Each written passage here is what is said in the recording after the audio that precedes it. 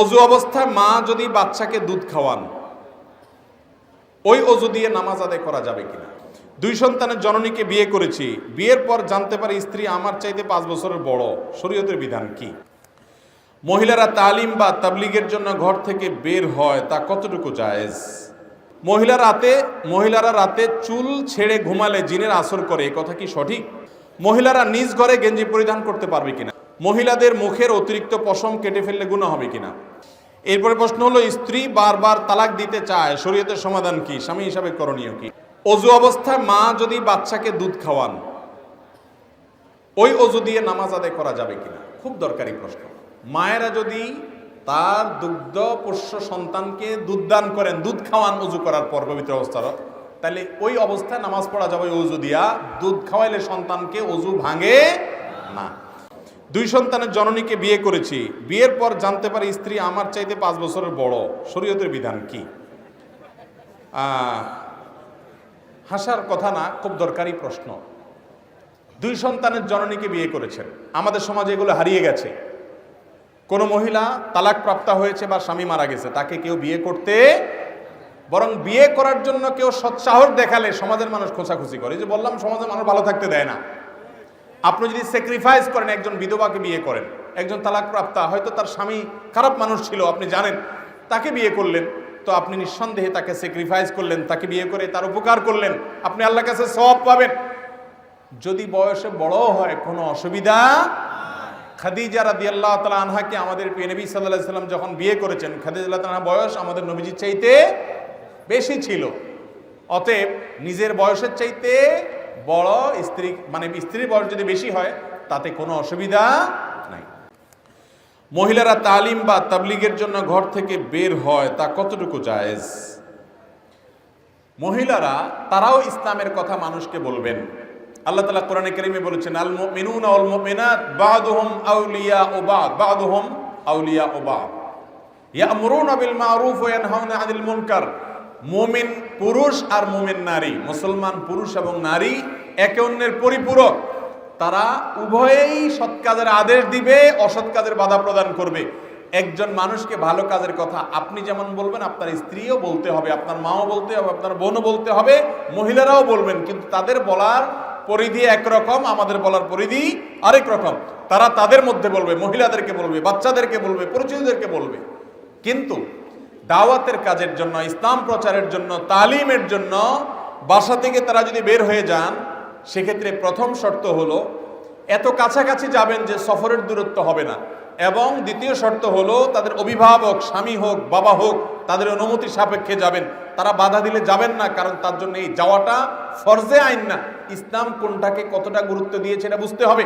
আপনি আপনার নিজের জায়গায় বসে দাওয়াতের কাজ করেন, মোবাইলে করতে পারেন, নেটে করতে পারেন, ডাইরেক্ট যাদেরকে পান তাদেরকে করতে পারেন, সেটা আপনি করেন। ওই বাহিরে আরেক গ্রামে গিয়ে, আরেক বাড়িতে গিয়ে করাটা আপনার জন্য শরীয়ত ফরজে আইন করেন এই মহিলা হিসেবে। আপনি সেটা করতে গিয়ে অভিভাবককে কোনো পাত্তা দিচ্ছেন না, কথা শুনছেন না, তাহলে আপনি এটা ইসলামের অনুসরণ করছেন না, আপনার নফস এবং প্রবৃত্তির অনুসরণ করছেন। অনেক মহিলারা আছে এগুলো বুঝে না। আবার আজকাল তো বাইরে হয়েছে, এক জেলা থেকে আরেক জেলায় ইসলাম প্রচারে চলে যায় মাহরাম ছাড়া। মাহরাম ছাড়া হজ করা পর্যন্ত জায়েজ নাই, ওমরা করা পর্যন্ত জায়েজ নেই, সেখানে কিসের ইসলাম প্রচারের জন্য আপনি আরেক এলাকায় চলে যাচ্ছেন? তো এগুলো লক্ষ্য রেখে যদি মহিলারা দাওয়াতের কাজ করেন, তালিমের কাজ করেন, কোনো অসুবিধা নেই। মহিলারা রাতে চুল ছেড়ে ঘুমালে জিনের আসর করে, এ কথা কি সঠিক? চুল ছেড়ে ঘুমালে জিনের আসর করে, এরকম কোন কথা কোরআন হাদিসে, যত ভুয়া বোগাস মাসআলা আছে, ভিত্তিহীন মাসআলা আছে আর ফতোয়াবাজি আছে, এটা এই দেশে দুই শ্রেণী মানুষের উপরে সবচেয়ে বেশি হয়। এক হলো মহিলারা, আর এক হলো হুজুররা। মসজিদের ইমাম সাহেব, মুয়াজ্জিন সাহেব, এই বেচারাদের উপরে ফতোয়ার কোনো শেষ নাই। প্রশ্ন করে যে ইমাম সাহেব বিয়ে না করলে তার পিছনে নামাজ হবে কি? আরে ভাই, ইমাম সাহেব বিয়ে না করলে তার পিছনে নামাজ হবে কিনা, তো আপনি বিয়ে না করলে আপনার নামাজ হবে কিনা, সেটাও তো প্রশ্নের বিষয়। এটা জিজ্ঞেস করেন না কেন? শুধু ইমাম মুয়াজ্জিনদের খোঁচাতে কিছু মানুষ খুব মজা পায়, আর মহিলাদের উপরে যত ফতোয়াবাজি শুরু হয়। চুল পুরুষ যদি ছেড়ে ঘুমাইতে পারে, মহিলাও ছেড়ে ঘুমাইতে পারবে, অসুবিধা নাই। তার চুল তিনি ছেড়ে ঘুমাবেন না বেঁধে ঘুমাবেন, এটা একান্ত তার স্বাধীনতা। এর সাথে শয়তানের, আপনার দুষ্ট জিনের আসলের কোনো সম্পর্ক নেই। মহিলাদের মুখের অতিরিক্ত পশম কেটে ফেললে গুনাহ হবে কিনা?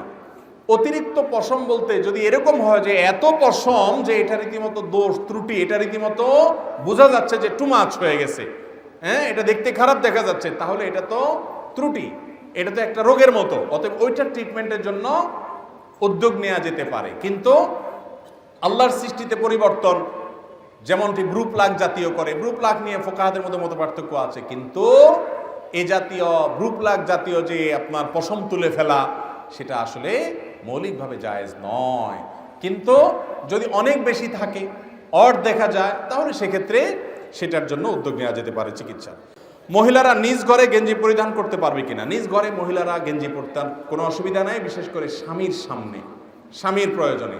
আর যদি জামার ভেতরে গেঞ্জি পরেন তাহলেও কোনো অসুবিধা নাই। তার সৌন্দর্য, তার পর্দা, এটা তার সৌন্দর্য যেন অন্যের সামনে প্রকাশিত না হয় এবং মাহরাম পুরুষদের সামনে অশালীনভাবে যাতে নিজেকে উপস্থাপন করানো হয়, সেটা মাথায় রেখে তিনি এই পোশাকগুলো পরতে পারবেন। অর্থাৎ স্বামী আছেন, সেখানে একান্তে পরলেন, কিংবা নাইট ড্রেস হিসেবে পরলেন একান্তে, কিংবা অন্য পোশাকের নিচে পরলেন, যাতে অর দেখা না যায়, অশ্লীলতার বিস্তার না হয়, কিংবা পরপুরুষের সামনে না গেলেন, সেই শর্তে জায়েজ হতে পারে। এরপরে প্রশ্ন হলো, স্ত্রী বারবার তালাক দিতে চায়, শরীয়তের সমাধান কি? স্বামী হিসাবে করণীয় কি? কথায় কথায় যে স্ত্রী তালাক চায় সে যেরকম ছোট লোক, কথায় কথায় তালাক দিতে চায় সেই স্বামীও ছোট লোক। ঠিক ওই বন্ধুর মতো যে কথায় কথায় কাটতি দেয়। নবী করিম সাল্লাল্লাহু আলাইহি সাল্লাম বলেছেন, আবগাদুল মুবাহ ইলাল্লাহি আত-তালাক। বিভিন্ন হাদিসের খোলাসায় দ্বারা এটি প্রমাণিত, আল্লাহর কাছে সবচেয়ে অপছন্দনীয় বৈধ কাজ হলো তালাক। স্বামী স্ত্রীর মধ্যকার সম্পর্ক ছিন্ন হয়ে যাক, আল্লাহ তাআলা চান না। আমার ব্যক্তিগত অভিজ্ঞতা হলো, বেশিরভাগ মানুষ তালাকের পরে, বিচ্ছেদের পরে, 2 মাস পরে হোক আর 2 বছর পরে হোক আর 10 বছর পরে হোক, একটা সময় আয়সা আফসোস করে যে না রে, ভুল করছি, অনেক অসুবিধা ছিল, মনোমালিন্য ছিল, তারপরেও ঘর করা দরকার ছিল মিলেমিশে। কারণ পরের নৌকায় পায়ে দিয়া বুঝে না, আগেরটাই ভালো ছিল। কথা কি বুঝাতে পারছি? এই জন্য কথায় কথায় তালাক চাওয়া এটা জায়েজ নয়। যে মহিলা কথায় কথায় তালাক চায় সে গুনাহের কাজ করে, নাজায়েজ কাজ করে।